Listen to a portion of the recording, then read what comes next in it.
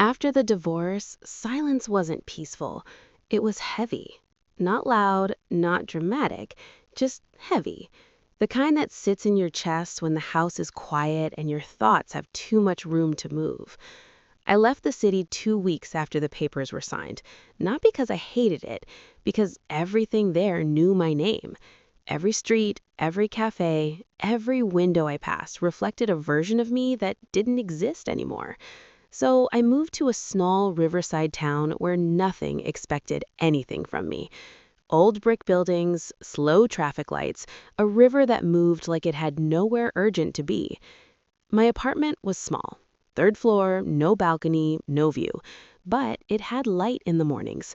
Soft, pale light that came through the kitchen window and landed on the counter like it was resting there. That felt like enough. My days became simple. Wake up, coffee, shower, work, come home, eat, sleep. No noise, no chaos, no emotional weather. Just routine. The first time I saw her, it wasn't important. At least, it didn't feel important. I was carrying a cardboard box from my car. Old files, things I should have thrown away but didn't know how to let go of yet. The bottom ripped. Folders slid out. Papers scattered across the hallway floor. Before I could react, someone knelt down and started picking them up. No rush, no drama, just quiet movement. She had dark hair tied back, a long coat, clean shoes, professional posture, calm hands. "Sorry," I said, embarrassed. She shook her head. "Not your fault." We gathered the papers in silence. She handed me the box. "Careful with the tape on those," she said. Then she walked away. That was it. No spark, no moment, no story. 2 days later, I saw her face on the company intranet. CEO. Same eyes, same calm expression, same woman. My stomach dropped, not because of attraction, because of proximity. Same building, same hallway, same workplace. I didn't feel fear. I felt pressure. And after divorce, pressure feels unbearable. So I created distance, different elevator times, different parking spots, different routines. I wasn't hiding. I was protecting my quiet. At work, she was composed and distant. Clear voice, direct sentences, no wasted words. At home, she was just another neighbor. We passed in the hallway. Polite nods, neutral faces, no conversation. It stayed like that for weeks. Then one night, the elevator stalled between the second and third floor. Lights stayed on, no alarms, just silence.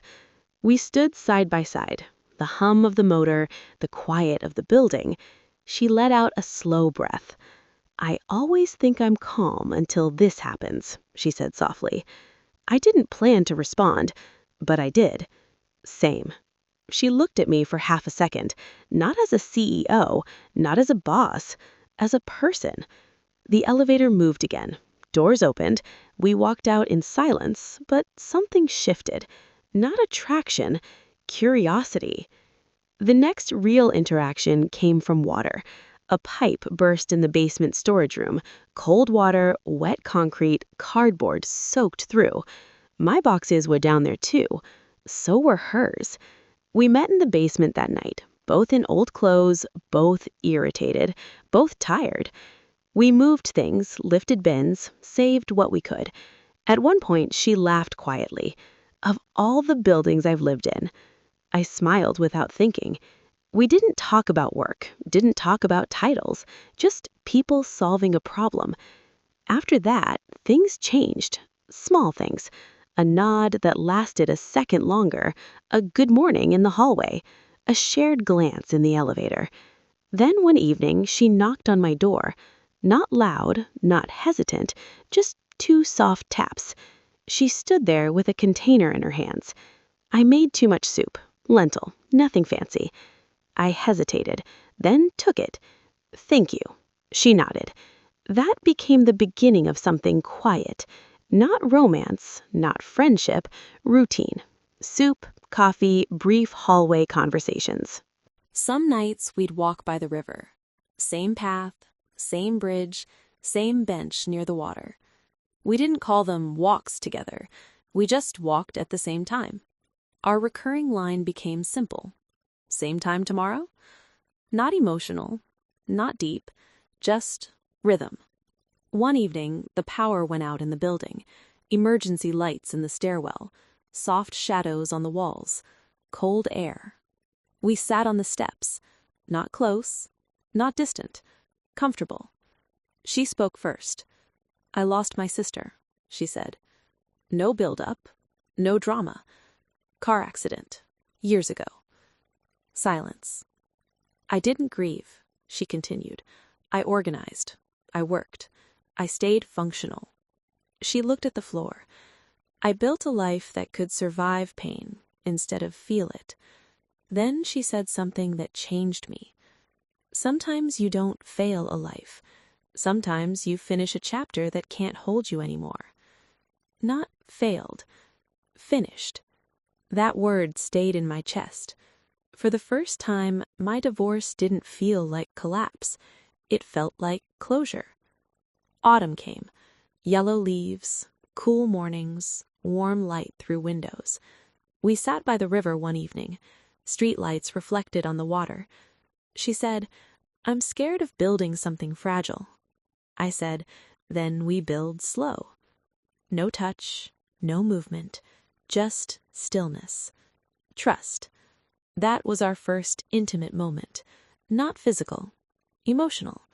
Two people choosing patience. Then the outside world noticed.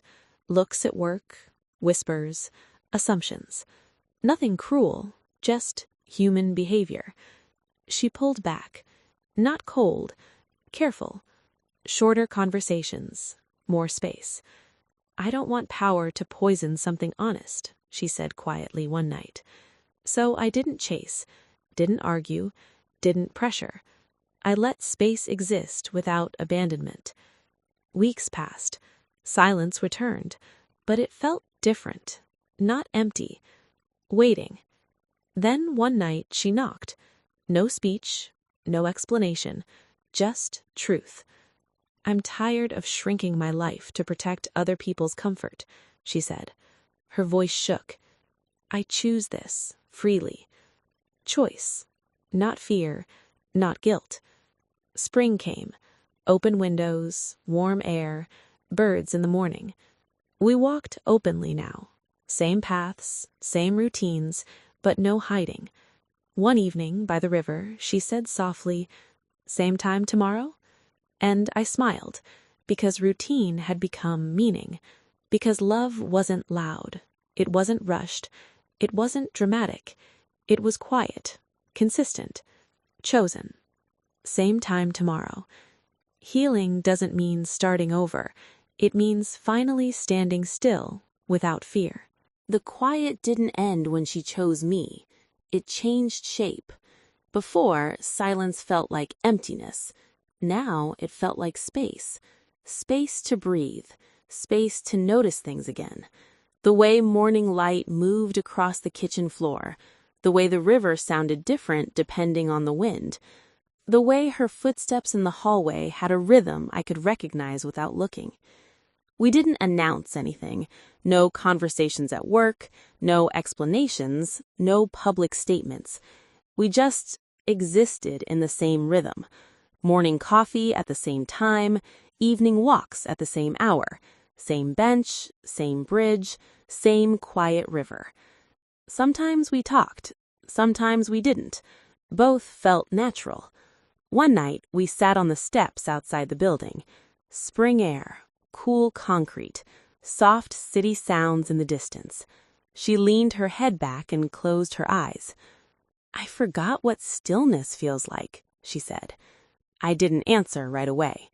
Then I said, "You don't have to perform here." She smiled. Small, tired, real. We didn't touch, but our shoulders were close enough to feel warmth. At work, things stayed professional, respectful, calm. No tension, no awkwardness, but there were moments. A glass across a meeting room, a shared smile in the hallway, a pause that said more than words. People noticed, but not enough to matter. The town noticed more than the company. Small places always do.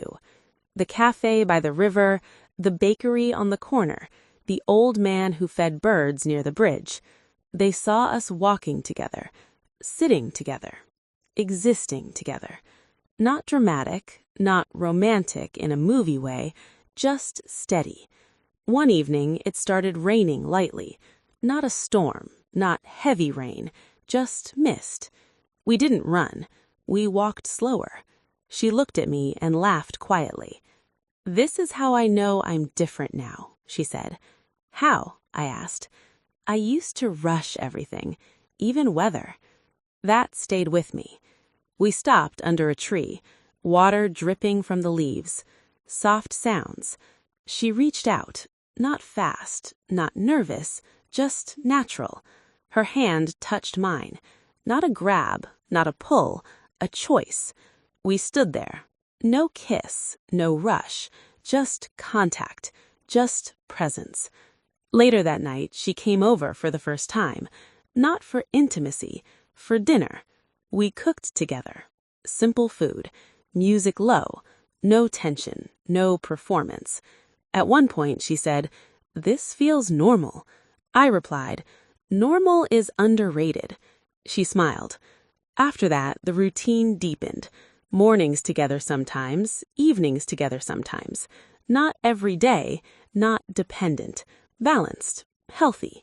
Then the external pressure came back. Not from gossip, from history. Her ex-husband reached out. Not angry, not dramatic, just unresolved. A message, a call, old emotions, old guilt, old patterns. She didn't tell me at first.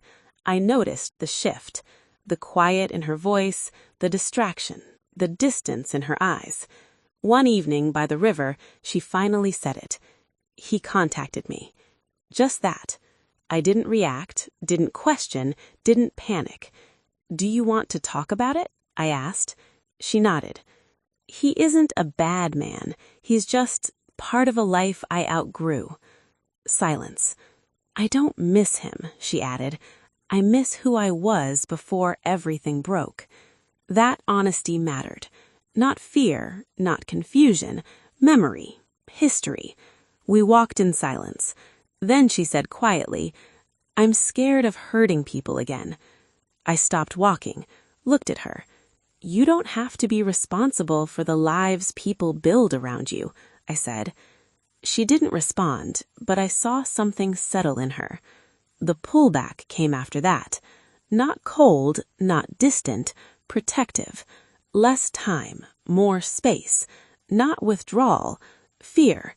Fear of repeating damage. So I did the hardest thing. Nothing. I didn't chase, didn't demand, didn't push. I stayed consistent, kind, present, stable. Same time tomorrow. Days passed, then a week, then another. We still walked, still talked, but the closeness paused. Not broken, paused. One evening, I sat alone on the bench by the river. Same spot, same light, same water. She wasn't there. For the first time in months. I didn't feel abandoned. I felt patient. Later that night, she knocked. Not emotional, not dramatic, just honest. "I don't want fear making my choices anymore," she said. "I don't want my past controlling my future." Her voice shook.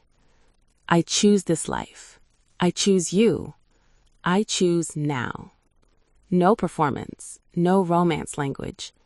Agency, choice, truth. I didn't respond with a speech. I just opened my arms. She stepped into them. Not rushed, not desperate. Steady, quiet, safe. We stayed like that for a long time. After that, everything softened. The tension, the waiting, the fear. Not perfect, but peaceful. Summer came. Warm nights, open windows, river sounds through the air. We started spending weekends together. Grocery shopping, farmers markets, long walks. Ordinary life, extraordinary calm. One evening, sitting on the balcony steps, she said, "I used to think love had to feel intense to be real." I said, "Sometimes calm is braver." She smiled.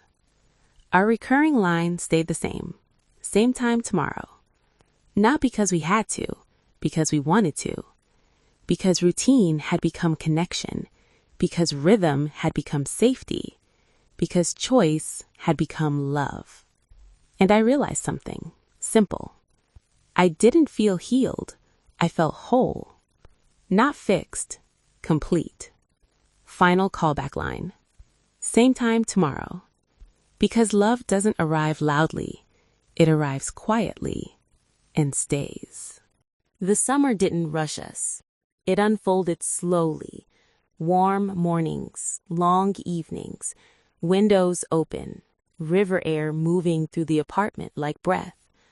Life didn't change dramatically. It softened. We didn't merge our lives all at once. We layered them, carefully, respectfully, without urgency. Some nights we ate together. Some nights we didn't. Some mornings we walked together. Some mornings we walked alone. There was no pressure to be everything. That was the difference. One morning, I woke before sunrise. The sky was pale blue, the river quiet, the world still. I made coffee. The sound of the kettle felt louder than it should have. She was still asleep on the couch, not curled up, not tense, resting, peaceful. That image stayed with me. Not romance, safety. Later that day, we went to the farmer's market. Old stalls, wooden tables, fresh bread, fruit crates, people who knew each other's names. We walked slowly, not holding hands, not distant, just close enough. She picked up a small plant, green leaves, simple pot. "I kill plants," she said. I smiled. "Then we'll keep it alive together." She laughed. That plant became a symbol. Not dramatic, just living, growing quietly, like us. Weeks passed, then months. Autumn returned. Different this time. Not heavy, not lonely. Golden. We started doing ordinary things that felt new. Cooking together, cleaning together, planning small trips. Normal life, but different. Because it didn't feel like replacement. It felt like continuation. One night, we sat by the river again. Same bench, same light, same reflection on the water. She said, "Do you ever think about your old life?" I nodded. "Sometimes." "Does it hurt?" I thought. "Not anymore," I said. "It feels finished." She exhaled. Not relief, understanding. We didn't talk after that.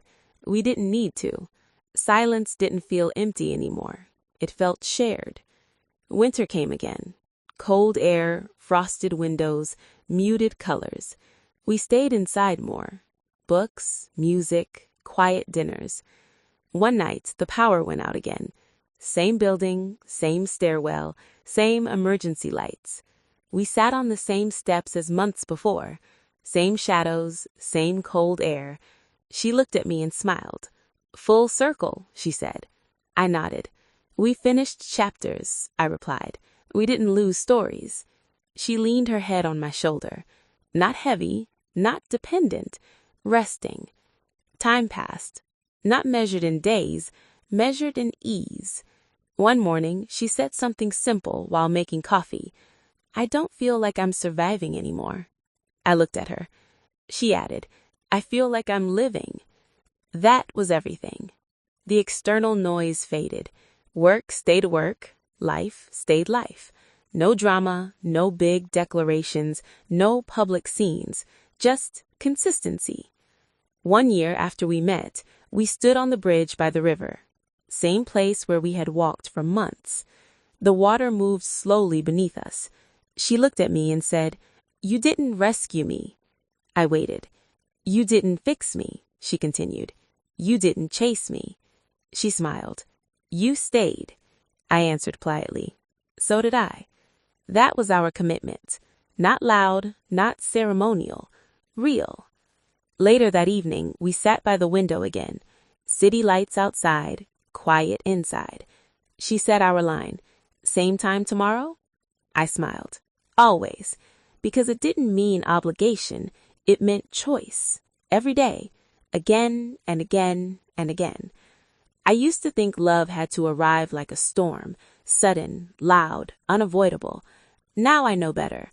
Sometimes love arrives like routine, like light through a window, like a river that moves without forcing itself, like a knock on a door, like a quiet voice asking, "Same time tomorrow?"